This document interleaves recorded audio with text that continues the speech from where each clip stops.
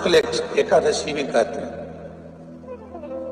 और कहते हैं ये सती माता ने यही एकादशी के दिन से जो व्रत साधना करना प्रारंभ करी थी वो सुख देने वाली थी। निवेदन है आपसे भी, कोई कार्य अटक रहा है, तकलीफ आ रही है, दुख है, लक्ष्मी नहीं आ रही, परेशान हो, 108 बेलपत्र की, जो बेलपत्र होते हैं उसकी, इसको छेद तो करते नहीं है सुई से, बेलपत्र की डंडी को बांधते जाओ 108 बेलपत्र की माला बना लो और माला बनाकर भगवान शंकर के गले में, शंकर के शिवलिंग को जो चढ़ा देता है उसकी मनोकामना भगवान शंकर पूरी कर देते हैं। अट्टा एकादशी 108 बेलपत्र की माला बनाकर शंकर भगवान को समर्पित करी जाती है। माता लक्ष्मी ने भगवान विष्णु को पाने के लिए तुलसी की माला बनाकर समर्पित करी थी, जैसे सती ने शिव को पाने के लिए, कामना को पूर्ण करने के लिए। शास्त्र कहता है घर के बुजुर्गों को, घर के बड़ों को, जेठ जेठानी हो, सास ससुर हो, घर में जो तुम्हारी उम्र से बड़ा हो, उसको आज पीला फूल या पीली चने की दाल या पीला वस्त्र, कुछ भी पीली सामग्री आज घर के बड़ों को देना चाहिए। क्यों देना चाहिए?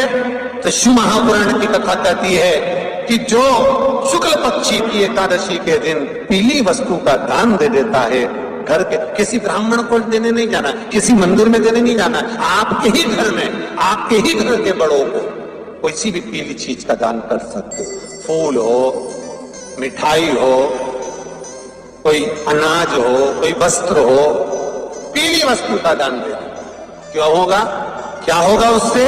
शिव महापुराण की कथा कहती है उससे जिंदगी में कभी बड़ी बीमारी प्रवेश नहीं करती। सनातन धर्म कहता है बट वृक्ष की पूजन करने वाला, बट वृक्ष के नीचे शिव की आराधना करने वाला, लोम समर्पित कर जल चढ़ाने वाले का जैसे कर्ज मुक्ति होती है, उसी तरह आंवले के वृक्ष के नीचे मात्र ताजा मिष्ठान दूध का बनाकर उस सामग्री को भगवान आंवले के वृक्ष के नीचे पूजन करने से लक्ष्मी और संपदा की वृद्धि होती है। जैसे शमी का पौधा, शमी का वृक्ष, शमी के वृक्ष के नीचे मात्र दूध और जल मिला हुआ जल, शमी के वृक्ष के नीचे मात्र ओघड़दानी अवधूतेश्वर महादेव के नाम से केवल हफ्ते में एक बार भी अगर दूध और जल का मिश्रण शमी के पौधे के नीचे कर दिया जाता है तो कहते हैं शरीर में बड़ी से बड़ी अगर बीमारी है, कहीं कैंसर जैसा रोग है या किडनी लीवर जैसा रोग है, कोई भी तकलीफ, कोई गांठ अगर शरीर में हो गई है, तो शमी के वृक्ष के नीचे दूध का जल थोड़ा सा हफ्ते में एक बार अवधूतेश्वर महादेव के नाम से समर्पित कर देने से रोग का निवारण होने लगता है, रोग थम जाता है और आगे नहीं बढ़ पाता और उसका इलाज चालू हो जाता है, सुख का अनुभव।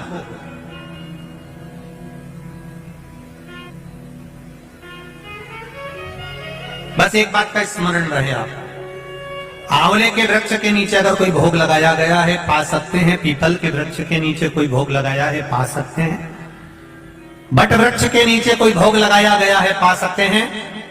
जिस वृक्ष के नीचे भोग लगाओगे पालोगे, पर शमी वृक्ष के नीचे का जो भोग लगाया गया है वो नहीं पाया जाएगा। शमी वृक्ष का जो प्रसाद है वो आपको वहीं छोड़ना पड़ता है। शमी वृक्ष का वहीं छोड़, बोलते जाओ जरा जल्दी जल्दी। कौन सा चंदन है जो भगवान को अति प्रिय है और जिस चंदन को 2 महीना तक व्यक्ति अगर भगवान के मस्तक पर लगाता है और स्वतः मस्तक पर लगाता है तो भगवान उसको 2 महीने के अंदर एक बार गले लगाने के लिए जरूर आते हैं। महाराज उसके जीवन काल में नारायण ठाकुर उसको गले लगाने आता है। कौन सा है? गोपी चंदन।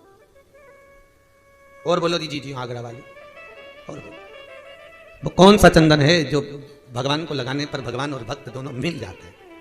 वो है हरि चंदन। कौन सा चंदन है? हरि चंदन। हरि चंदन कैसे बनाया जाता है?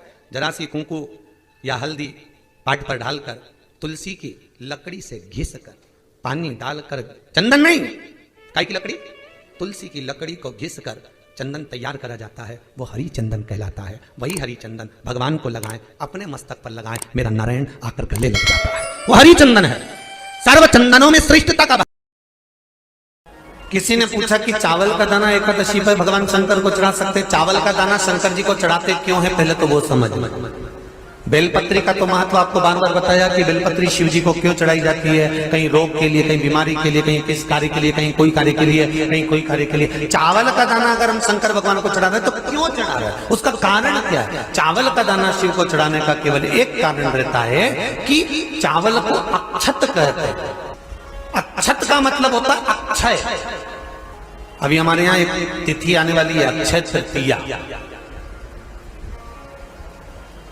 उसका मतलब क्या होता है? अक्षय, जिसका कभी क्षय ना हो। और जब चावल का दाना, तो यहां शिव महापुराण की कथा करेगी। चावल का दाना हम शिव जी को क्यों चढ़ाते हैं, भगवान को क्यों समर्पित करते हैं, भगवान की पूजन में अक्षत क्यों समर्पित करते हैं, चावल क्यों समर्पित करते हैं, उसका कारण क्या है? तो कहा आज मैंने जब चावल का दाना आपको समर्पित करा है, जिस भाव से, जिस विश्वास से, जिस श्रद्धा से, जिस मन से मैं आपको रिझा रही हूं, हे भोलेनाथ मेरी ये मनोकामना पूर्ण कर, इसको अक्षय कर देना, इसको अमर कर देना, बस इतनी कृपा आप कर। गुरुवार 29 जून को देवशयनी एकादशी का करें व्रत और नियम। इस दिन व्रत करने से आपकी सभी मनोकामना पूर्ण होगी। ओम नमो भगवते वासुदेवा का जाप करें, आपकी सभी मनोकामना पूर्ण होगी। हर हर महादेव। श्री शिवाय नमस्तुभ्यं। जय जय भोलेनाथ।